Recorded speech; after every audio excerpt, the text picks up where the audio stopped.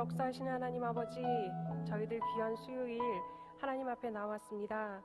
하나님, 하나님의 빛이 하나님의 치료의 광선이 바라는 수요 예배 될 수 있도록 하나님 함께하여 주시옵소서. 또한 사랑하는 우리 부천 세상의 빛 동관 가족들 마음 열어주셔서 하나님의 말씀이 들리게 하시고 심기게 하시고 그리고 행하게 하여 주시옵소서.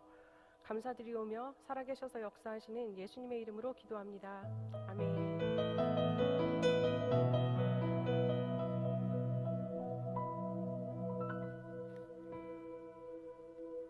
오늘 우리가 같이 나눌 말씀은 신약성경입니다. 신약성경 사도행전 9장 1절에서 9절까지 말씀인데요. 제가 가지고 있는 성경으로는 201면에 있습니다. 가능하신 분들은 자리에서 일어나 주시길 바랍니다. 그래서 저와 같이 교독하도록 하겠습니다. 제가 먼저 봉독하겠습니다. 사울이 주의 제자들에 대하여 여전히 위협과 살기가 등등하여 대제사장에게 가서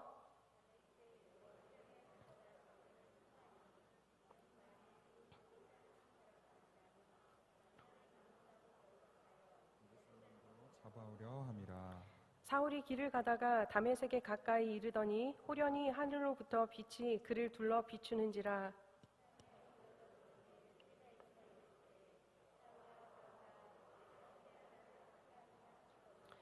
대답하되 주여 누구시니이까?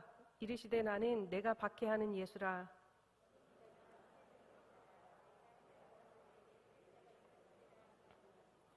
같이 가던 사람들은 소리만 듣고 아무도 보지 못하여 말을 못하고 서 있더라.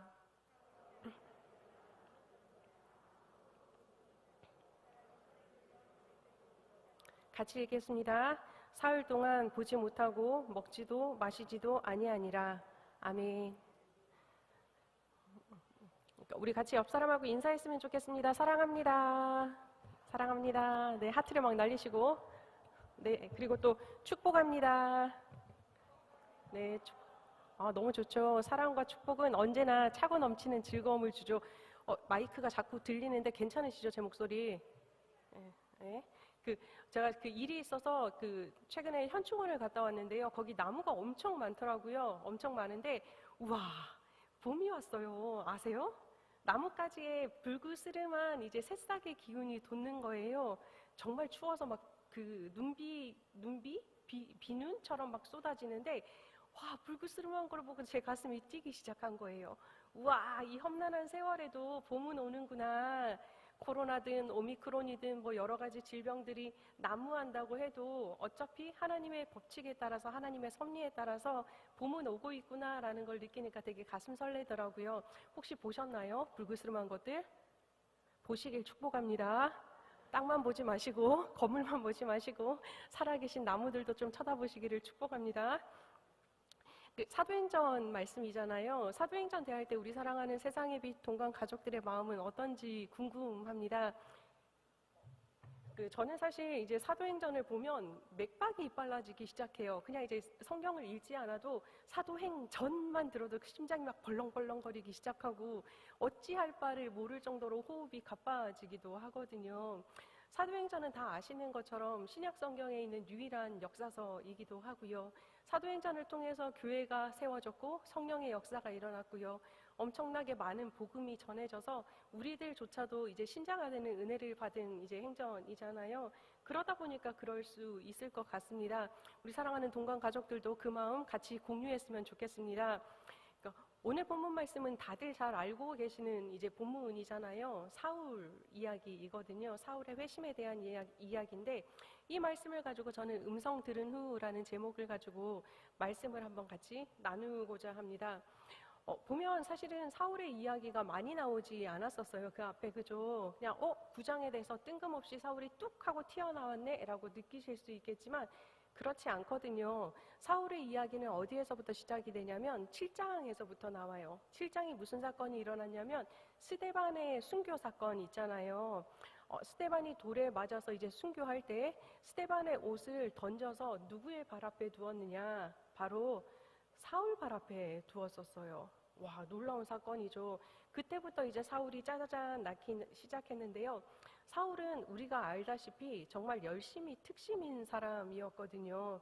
7장에 그렇게 스데반의 순교를 보고 8장 1절에서 뭐라고 얘기를 하냐면 사울은 스데반이 그렇게 됨이 당연하다라고 여겼더라라고 나와 있어요. 우와, 놀랍죠? 게다가 한 장 살짝 넘겨보시겠어요? 8장 3절에는 뭐라고 나와 있냐? 우리 한번 같이 읽어봤으면 좋겠는데요. 8장 3절입니다. 시작.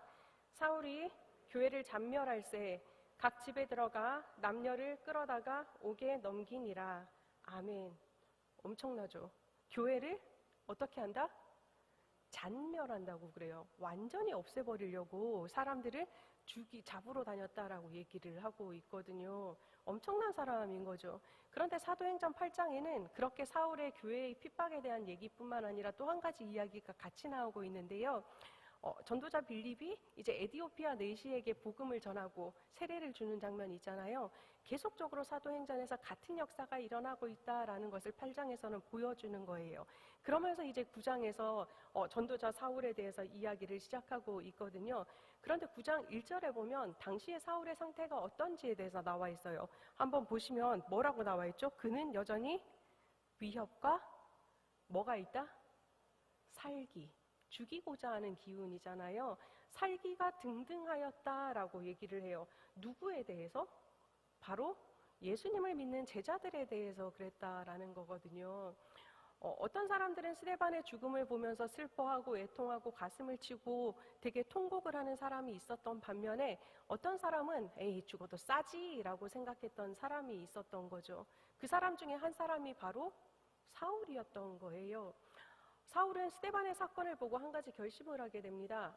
그냥 내가 열심을 가지고 사람을 잡으러 다니는 것 이상으로 이제 정말 정정당당하게 체포해서 데리고 올 수 있는 권력을 받아야 되겠다라고 생각해서 대제사장에게 가서 이제 공문서를 받잖아요. 공문서를 가지고 이제 막 가고 있는 중인 거예요. 다메섹으로 가고 있는데 무슨 일이 벌어지느냐? 갑자기 하늘에서 호련한 빛이 사울을 둘러 비추었다라고 얘기를 하고 있어요. 놀랍죠? 빛이 싹 둘러쌌다라는 얘기죠. 엄청나게 신비로웠겠죠. 그런데 사울의 입장에서는 어떤 마음도 들었을까요? 두려움도 들었었겠죠. 빛의 속성을 우리가 다 알고 계시죠. 빛이라는 것은 되게 이제 힘이 있다라고 표현하기보다 구석구석에 잘 들어가는 것이 빛의 속성이거든요. 그리고 정말 작은 빛이라 할지라도 엄청나게 큰 지역을 밝혀주는 게 빛의 특징이기도 해요. 그리고 아시는지 모르겠지만 빛의 파장을 통해서 우리가 색깔을 선명하게 보기도 하거든요. 그래서 중세시대 때 그 로마 카톨릭 같은 경우는 성당에 스테인드 글라스를 많이 했었어요. 그 이유는 한 가지인 거예요. 그 스테인드 글라스를 통해서 그 빛이 투과되어서 내려올 때 그 장엄함, 신비로움을 통해서 성당의 느낌 자체를 조금 더 위엄, 경건함, 그다음 경외로움을 느낄 수 있게 해줘서 하나님께 가까이 가고자 함이 목적이었거든요. 한번 제가 그 장면을 보여드리도록 할게요. 사진 한번 보여주시겠어요? 첫 번째 사진이요. 잘 안 보이죠? 안타깝다. 불이 켜져 있어서 완전 신비로운 사진인데, 스페인의 이제 그 성 파밀리에 성당의 이제 성당의 모습인데요. 두 번째 사진도 한번 보여주시겠어요? 안타까워요. 저기 위에 약간 광선처럼 보이는 거 있잖아요. 오색 찬란한 색깔이 빛을 투과해서 나타나고 있거든요. 이런 모습을 통해서 사실은 카톨릭은 빛을 통해서 하나님의 경외심, 하나님에 대한 존경심을 나타내었다라고 이야기를 하고 있어요. 근데 대부분 구약 성경에서는 빛이라는 것을 어떻게 얘기하느냐, 하나님의 현현이라고 얘기를 하는 경우가 되게 많잖아요. 빛은 모든 것을 밝힌다라고 얘기를 하고요. 그래서 죄인인 우리들이 하나님 앞에 설 수가 없다라고 얘기를 하죠. 왜냐하면 그 빛 되신 분 앞에 내 죄가 드러났을 때는 살아갈 수가 없기 때문이요. 구약 성경에서는 빛의 경험을 한 사람들에 대해서 몇 명 이야기를 하고 있죠. 가장 기억나는 사람이 누가 있으세요 혹시? 대답을 안 하시는군요. 마스크 쓰셔서 대답 안 하시는 거죠. 모세 기억나세요? 모세가 첫 번째 십계명 받았을 때 말고 두 번째 십계명을 받고 내려왔을 때 뭐라고 나와 있냐면 40일 40주야를 예수님, 그러니까 하나님과 같이 있었잖아요. 내려올 때 얼굴에 광채가 났다라고 얘기를 해요. 너무 광채가 나다 보니까 이스라엘 백성들이 두려워서 모세에게 가까이 가지 못했다라고 얘기를 하거든요. 와, 모세의 얼굴에 어떻게 광채가 났을 수 있을까? 그건 한 가지인 거예요. 죄인인 모세가 하나님과 같이 지내면서 하나님의 은혜를 체험하고 회개하고 모든 죄를 토설하고 나니 하나님의 빛이 그의 얼굴에도 비치게 된 사건인 거죠. 두 번째 또 우리가 빛의 사건이 있어요. 그거는 우리가 다 잘 아는 것처럼 변화산의 사건이요. 예수님이 빛이 났다라고 얘기하진 않잖아요. 하나님의 현존 앞에 있던 예수님이 흰색 옷이 완전 빛처럼 반짝반짝 빛났다라고 기록하고 있거든요. 빛이라는 것은 바로 하나님의 현현, 하나님의 살아계심, 존재하심에 대해서 나타나기도 해요. 그런데 신약 성경에서는 뭐라고 얘기를 하냐면 하나님이 빛이시다라고 요한일서는 또 얘기를 하고 있고요. 예수님 또한 이 세상에서 살아갈 때 바로 빛이시다라고 이야기를 하고 있는 거예요. 율법으로 꽁꽁 무장한, 그래서 열심으로 예수 믿는 사람들을 죽이려고 했던 그 사울이 드디어 예수님의 빛 앞에 서게 된 것이지요. 빛 앞에 딱 섰을 때 사울은 본능적으로 몸을 땅에 굽힌 거예요.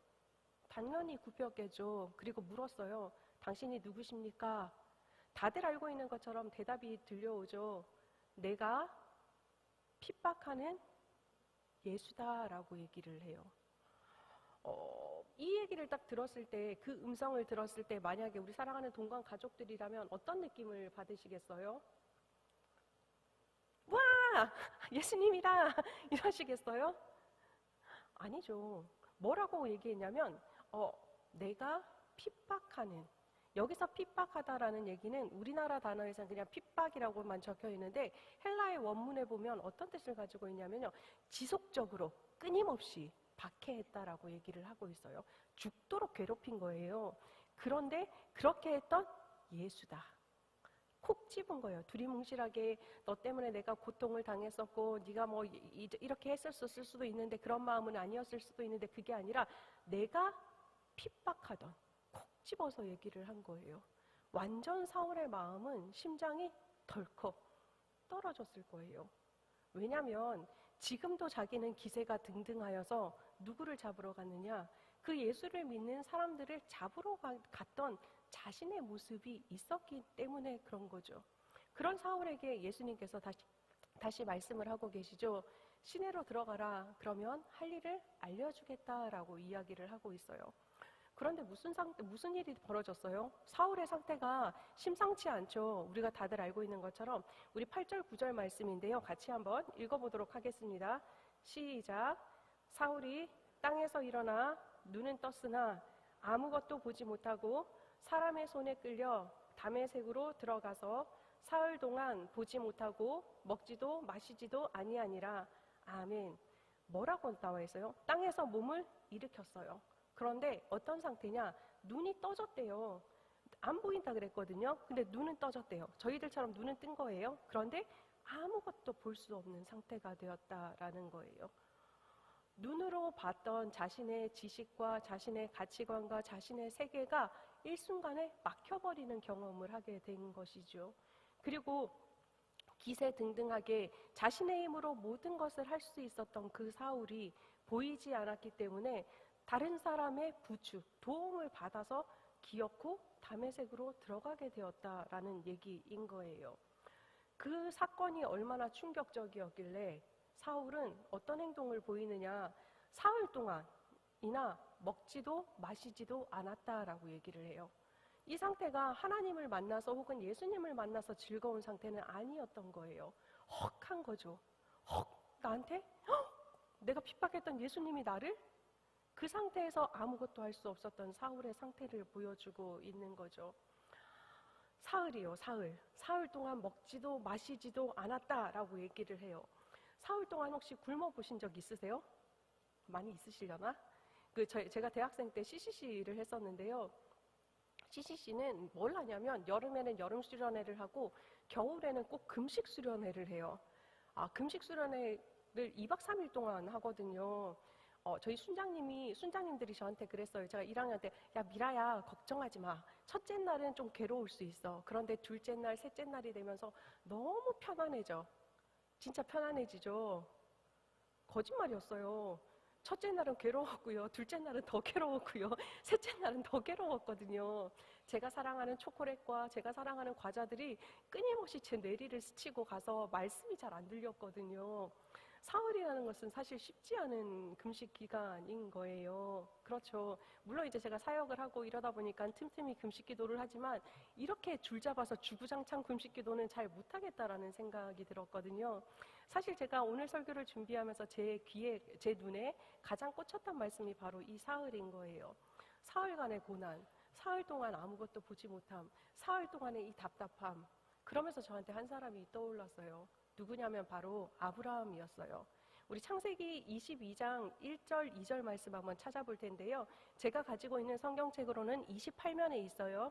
창세기 22장 1절, 2절 말씀.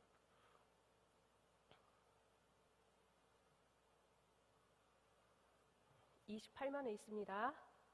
다 찾으셨습니까? 안 띄워져요. 제가 말씀 안 드렸거든요. 찾으셨죠? 그럼 우리 한 목소리로 1장 2절 말씀 한번 읽어보도록 하겠습니다. 시작. 그 일 후에 하나님이 아브라함을 시험하시려고 그를 부르시되 아브라함아 하시니 그가 이르되 내가 여기 있나이다. 여호와께서 이르시되 내 아들 내 사랑하는 독자 이삭을 데리고 모리아 땅으로 가서 내가 내게 일러준 한 산 거기서 그를 번제로 드리라. 아멘. 그 일 후에라고 나와 있어요. 이 그 일이 뭐냐면 브엘세바 언약인 거예요. 다른 나라 왕과 화친의 언약을 맺고 성경 앞에 보면 뭐라고 나와 있냐면 거기서 아브라함이 오래 거하면서 여호와의 이름을 부르고 여호와를 찬양했다라는 말씀이 있어요. 자, 이 말은 돌려보면 무슨 말이냐면 아브라함이 아주 고대하던 아들 이삭을 얻었잖아요. 게다가 화친의 언약을 했어요. 우와, 하나님이 진짜 살아계시구나. 하나님이 정말 놀라운 분이시구나를 체험한 상태였어요. 그 일 후에 하나님께서 아브라함에게 시험하여 이르시되라고 나와 있는 거예요. 뭐라고 했어요? 야, 너 독자 이삭을 번제로 바쳐라 라고 얘기를 해요. 성경에 보면 뭐라고 나와 있냐면요. 아침 일찍 행장을 꾸려서 이삭과 두 종을 데리고 길을 떠났다라고 얘기를 해요. 그리고 모리아 산에 도착하는 그 기간이 얼마나 걸렸는지 아세요? 제가 꽂힌 3일이에요. 그 3일 동안 아브라함은 이삭과 종들과 함께 걸어간 거예요. 그 시간을 어떻게 보냈을까요? 아브라함이 아싸 즐겁다 우리 나들이 가니까 한번 얘기해볼까? 종들하고 수다를 떨 수 있었겠어요? 아들 이삭한테 정말 손을 대기도 아까운 그 독자 아들 이삭한테 아들아 잘 지내라 뭐 해라 야 이런 사람이 되어라 하나님은 이런 분이시다라고 얘기할 수 있었을까요? 제가 생각했을 때는 안 그랬을 것 같아요. 침묵했겠죠. 아브라함은 그 3일 길을 아마 침묵하며 걸어가지 않았을까 싶습니다. 입은 침묵하고 아브라함은 사울처럼 눈이 안 보이는 상태는 아니었지만 마음은 어둠 속에서 헤매고 있었겠죠. 가면서 아브라함 마음속에 어떤 생각이 들었겠어요? 여기 계신 분들 거의 다 자녀가 있으시잖아요. 자녀를 달라. 혹은 자녀가 아프다. 그러면 어떻게 기도하시겠어요? 다들 그렇게 기도하시잖아요. 하나님, 쟤를 고쳐주시고 차라리 저를 아프게 해주세요. 그게 부모의 마음이잖아요. 아브라함 마음속에서도 그 마음이 없었겠어요. 그렇게 기다리던 아들이었는데 3일의 길을 가면서 아브라함은 처절한 싸움을 했을 거예요. 자신의 삶을 이끌어왔던 하나님에 대해서 생각을 했었을 것이고요. 자신을 이렇게까지 끌어내신 하나님에 대한 묵상도 했었겠죠. 그리고 자기 자신의 모습도 살펴봤겠죠. 우리들은 본능적으로 그러잖아요. 내 가족에게 혹시 나쁜 일이 생기면 뭐라고 생각하세요? 내가 하나님 앞에 뭔가 죄를 지었나? 잘못한 거 있나? 본능이잖아요. 아브라함도 그랬을 거예요. 그 3일의 길을. 그러면서 하나님한테 성질도 냈겠죠. 하나님은 진짜 좋으시고 인애가 많으시고 인자가 긍휼이 많고 그렇다 그러시면서 혹시 다른 이방신들처럼 인신제사를 원하시는 분이십니까? 이런 말도 하지 않았겠어요. 별말이 다 나왔겠죠. 3일의 그 마음의 흑암 속에서 아브라함은 자기 성찰의 시간을 가진 거예요. 전쟁을 치르면서. 그러면서 아브라함은 생각을 정리하였고요. 마음을 정리한 거예요. 아, 그럼에도 불구하고 하나님께서 내게 주셨던 약속이 있었지. 내 자손을 무별과도 같게 하신다 하셨어. 그래, 여태까지 이끌어주신 하나님을 보면 이 말 또한 믿어도 돼. 그렇게 결정을 했기 때문에 사실 아브라함은 이삭을 번제로 드릴 수 있었던 게 아니었을까요? 아브라함의 흑암은 아브라함으로 하여금 하나님께 더 가까이 가게 하는 시간이었어요. 외부의 단절을 통해서 단절의 경험을 하기도 하였지만 그 단절의 경험에 플러스하여 자신의 마음이 하나님께 좀 더 가까이 가고 올바른 믿음의 고백을 할 수 있게 한 시간이었다라고 얘기를 해요. 성경에는 사흘에 대해서 되게 이야기를 많이 하고 있어요. 제가 이제 사흘에 꽂혀가지고 또 찾아봤거든요. 어떤 얘기를 하고 있냐면요. 그 요셉 있잖아요. 요셉이 누구한테 팔렸는지 기억하시죠? 누구 때문에 팔렸는지. 형들이 팔았잖아요. 그런데 기근이 들자 형들이 요셉에게 곡식을 구하러 왔어요. 곡식을 구하러 왔는데 요셉은 알아봤어요. 근데 형들은 못 알아봤죠. 그때 요셉이 형들한테 간첩죄를 씌워서 감옥에 가둬놨잖아요. 그 기간이 얼마였냐? 3일이었어요. 놀랍죠? 그리고 또 어떤 일이 있었냐? 출애굽할 때요. 모세가 이제 10가지 재앙 하잖아요. 암흑의 재앙이 있었어요. 암흑의 재앙도 얼마나 있었는지 아세요? 그것도 3일이었어요. 놀랍죠? 그리고 예수님께서 돌아가셨다가 부활하시기까지의 시간도 3일이었죠. 성경은 사흘에 대해서 되게 이야기를 많이 하고 있어요. 성경에서 나타난 사흘의 시간은 어떤 시간이냐? 바로 변화의 시간을 이야기하는 거예요. 하나님 앞에서 자신을 솔직하게 내어놓고 자신의 삶을 돌아보면서 자신을 성찰할 수 있는 시간, 그 시간이 바로 사흘인 거죠. 그렇다면 사울에게 있어서 사흘은, 3일은 어떤 의미가 있었을까요? 눈은 떴어요. 보이지 않아요. 사울의 인생, 여태까지 살아온 인생 속에서 가장 험난한 시기가 아니었을까요? 고통스러웠겠죠. 왜냐하면 사울은 자신 있었거든요. 기세가 등등하였다라고 성경에서는 얘기를 하고 있는데 그 말은 자신이 있었다는 거예요. 나처럼 하나님을 사랑하는 사람이 어딨어? 야, 봐. 그러니까 난 율법을 다 지켜내고 있는 거야. 그러니까 율법에 헛소리를 했던 저 예수 믿는 사람들을 내가 다 체포하고 있지. 그랬던 사울이 눈이 보이지 않자 어떤 사건이 벌어졌어요? 당장 눈으로 보고 깨달아 알았던 모든 생각들이 다 닫혀버리는 경험을 하게 된 거예요. 그리고 자기 혼자의 힘이 아닌 누군가의 도움을 받아서 삶을 영위해야 되는 무기력한 상태가 되었다라는 거죠. 내가 만약에 사울이었으면 무슨 생각을 했을까? 그냥 놀라우신 하나님 앞에 내가 엎드려야 되겠구나, 혹은 예수님 앞에 내가 엎드려야 되겠구나, 이 생각을 하지는 않았을 것 같아요. 제가 만약에 사울이라면 억울했을 것 같아요. 하나님, 아니 율법에서 분명히 이렇게 나와 있는데 그래서 내가 율법대로 산 거 아닙니까? 내가 율법을 잘 지켰는데 나한테 왜 이 사건이 일어납니까? 그리고 성경에 분명히 얘기했잖아요. 구약 성경에서는 하나님의 이름을 망령되이 부르지 말라고 했는데 저 예수 믿는 것들이 예수님이 하나님의 아들이라고 합니다. 그러지 않았겠어요? 그러다가 또 한편으로 생각해 보면 자신이 열심히 살아왔고 자신이 올바르게 살아왔는데 왜 이런 일들이 나에게 벌어졌을까? 생각해 보지 않았을까요? 그럼 여태까지 내가 살아왔던 인생은 무엇인가? 헛된 거죠. 나는 헛것을 따라서 헛짓을 하였구나. 내 열심대로 살았구나 라는 것 고민하지 않았겠어요? 그 사흘의 시간 동안 사울은 눈이 보이지 않았지만 내면에서는 엄청난 전쟁을 치렀을 거다라는 거예요. 그림을 한 장 보여드릴 텐데요. 그림 한번 보여주시겠어요? 이것도 잘 안 보일 것 같은데. 안타깝습니다. 나중에 찾아보시면 되는데요. 카라바조라는 이제 그 바로크 시대에 되게 유명한 미술가예요. 이분이 뭘 그렸냐면 성 바울의 회심을 그렸거든요. 잘 보이지는 않지만 제가 설명을 해드리자면 말의 모습이 있고요. 말 머리 있는 저쪽 편이 말 머리예요. 말 머리 쪽에 종이 있어요. 하인이 있는데 하인은 검정색으로 표현이 되어 있어요. 떨어져 있는 사람이 사울이거든요. 그런데 보면 유일하게 이 그림 속에서 밝은 곳이 어디냐면 저기 말 저쪽 위쪽 편에 보면 조금 하얗게 보이는 부분이 있죠. 그게 빛을 표현한 거예요. 그 빛이 통과해서 어디로 가냐면 사울에게 통과해요. 그런데 이 그림의 특징이 또 하나 있어요. 어떤 특징이냐면 사울이 입고 있는 옷이 로마 시대 병장의 옷하고 비슷해요. 이게 되게 재미있는 사건이기는 한데요. 이 그림 말고 또 다른 그림을 하나 더 보여드릴게요. 카라바조의 성 바울의 회심을 치면 두 종류의 그림이 나와요. 다음 그림 한번 보여주시겠어요? 네, 요 그림이 보여요. 요 그림도 잘 안 보이죠? 말이 있고요. 말 앞에 군사가 한 명 있어서 창을 들고 있어요. 그리고 저기 위에는 예수님이 계시고 예수님을 막고 있는 천사의 모습이 계시고요.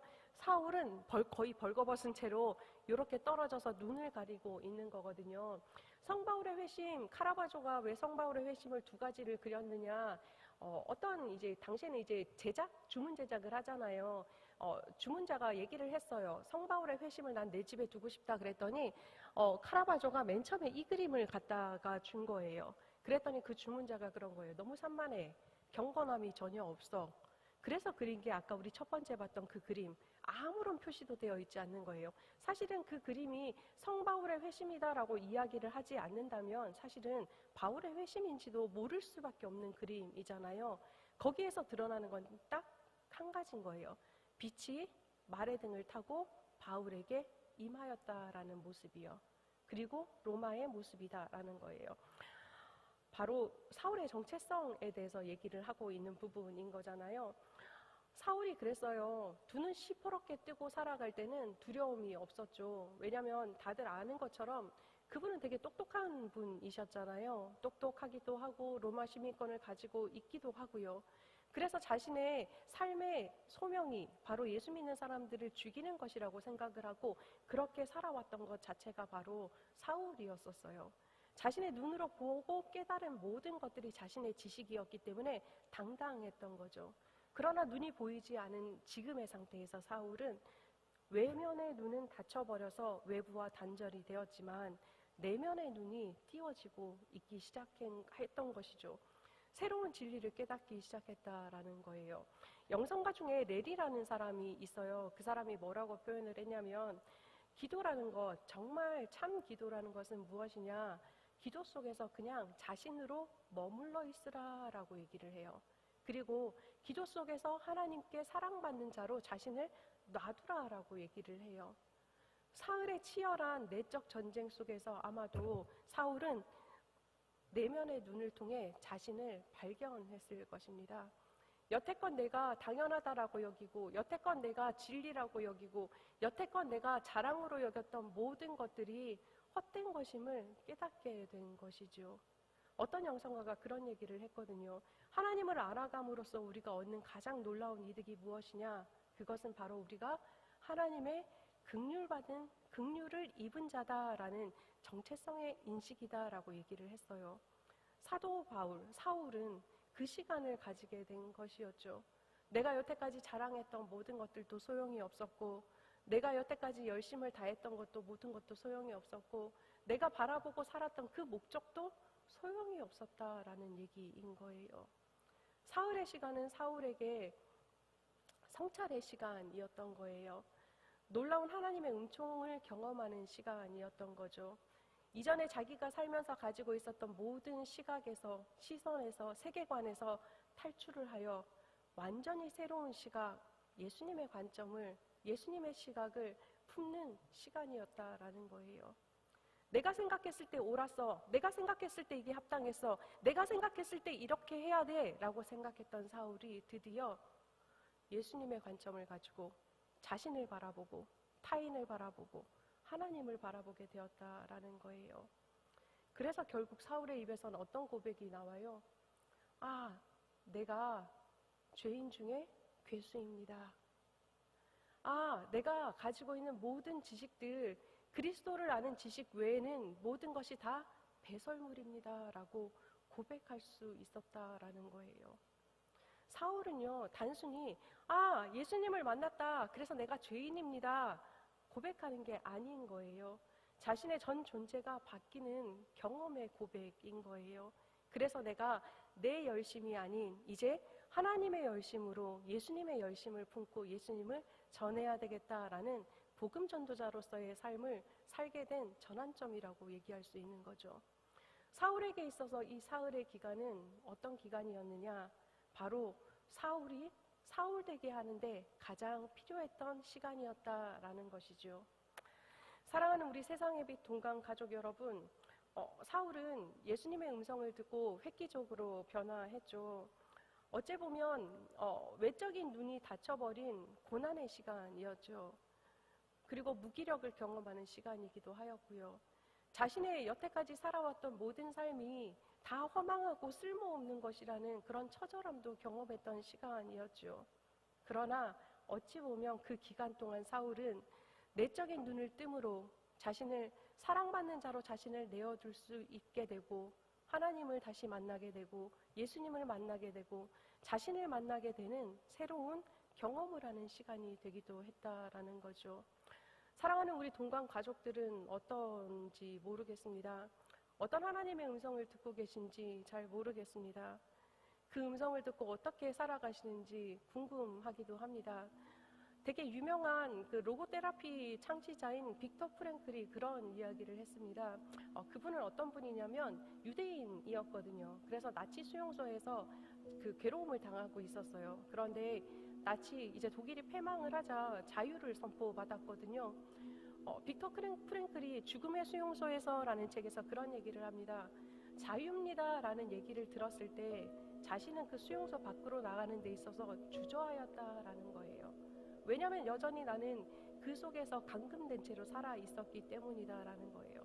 그런데 용기를 가지고 한 걸음 한 걸음 한 걸음 가다가 걷다 보니 터져 나왔다. 뭐가 터져 나왔느냐?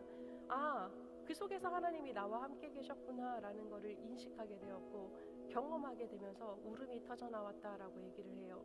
그러면서 그분이 그런 얘기를 하거든요. 나는 다시 인간이 될 때까지 한 걸음 또 한 걸음 앞으로 나아가게 될 것이다 라고 얘기해요. 엄청 감동적인 얘기죠. 우리는 비록 나치 수용소에 있지는 않지만 우리 마음의 감옥 속, 우리 감정의 감옥 속, 우리의 인식의 감옥 속에 살고 있지는 않은지요. 하나님의 음성을 들은 우리들이 지금 해야 할 것 바로 이것입니다. 하나님의 그 음성을 듣고 한 걸음씩이라도 앞으로 나아가면 된다라는 거예요. 조금 더 나은 사람이 되기 위해서, 또 조금 더 다른 생명을 사랑하기 위해서, 조금 더 다른 생명체를 존중하기 위한 그 발걸음을 한 걸음씩 나아가면 된다라는 거예요. 그렇게 되면 어떻게 되느냐? 그 음성 듣고 그렇게 살다 보면 우리 역시 사도 바울이 고백했던 것처럼 선한 싸움을 다 싸웠으니까 이제 우리에게도 의의 면류관이 준비되었습니다 라는 고백을 할 수 있지 않겠습니까? 그 고백이 바로 우리의 고백이 되리라 믿습니다. 예수님의 음성을 듣고 그 음성을 따라서 내적인 눈을 띄워 자신을 발견하고 또 하나님과의 만남을 경험하는 그 놀라운 은총이 지금 이 자리에 있는, 그리고 방송으로 예배를 드리는 사랑하는 우리 세상의 빛 동강 가족들에게 함께 하시기를 예수님의 이름으로 축복합니다.